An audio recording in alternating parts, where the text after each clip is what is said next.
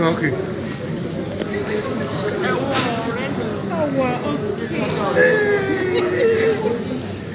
It looks so good.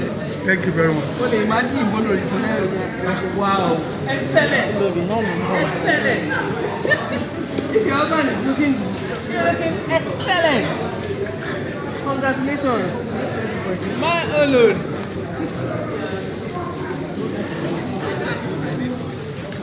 Hey, why are you? Hold on to one for that. I want to eat it right. Okay, sorry, my job. No,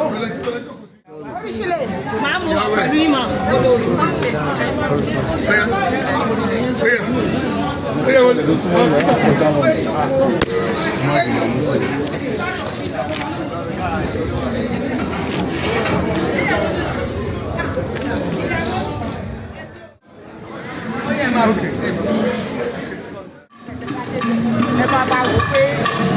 Just be calculating the time there.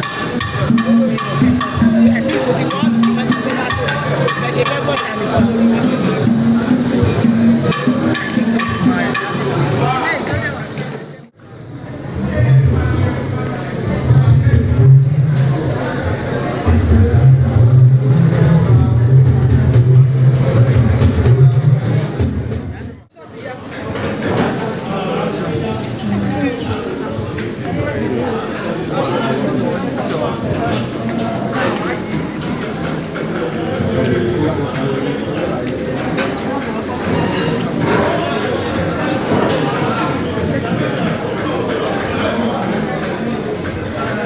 everybody, we appreciate it. The nature of the local background is shaky. We not so the variation of background.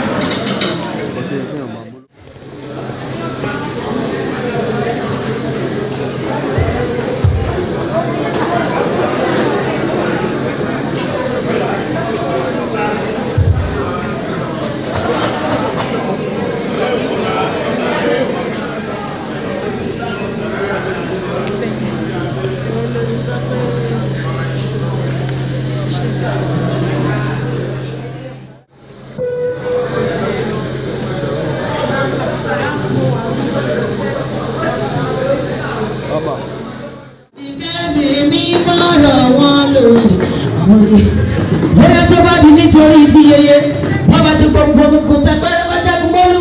Mo ní ìjọ ní máa jẹ́ mú rẹ̀ o, wọ́n ṣá bẹ́ òjò. Ayé dà, ayé ọ̀rẹ́.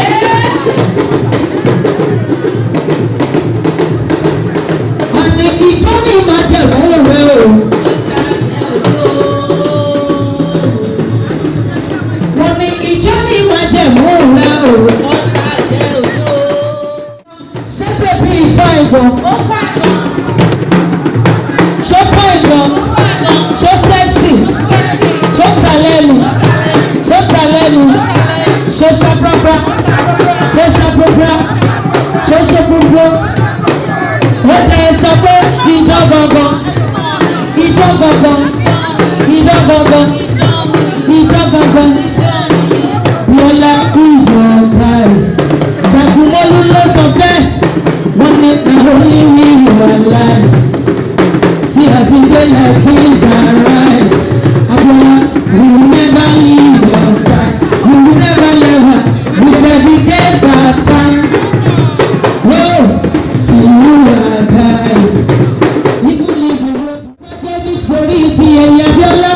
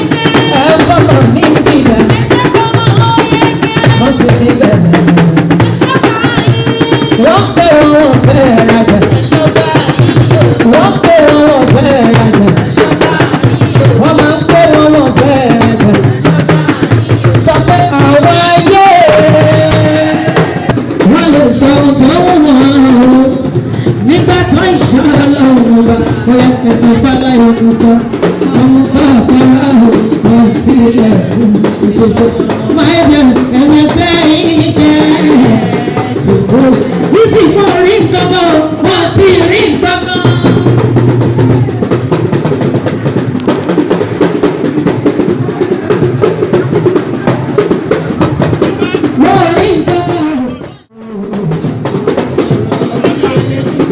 Bísí alẹ́ mi rí dára kò sì fara wé o. Bóyá kò tó lé ẹgbẹ̀lẹ́rẹ́ o.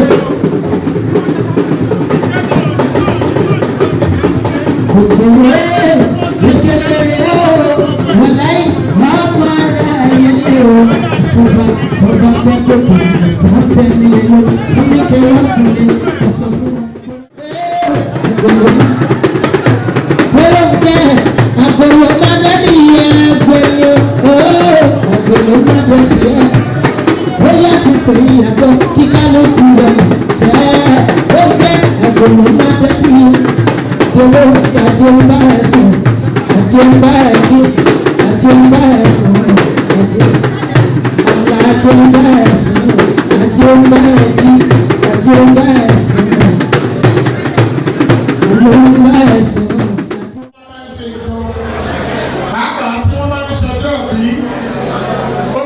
Èèyàn bíi pé kó tó dojúmọ́ ọjọ́ bí èèyàn máa gbé tó bá di pé àwọn olùsí.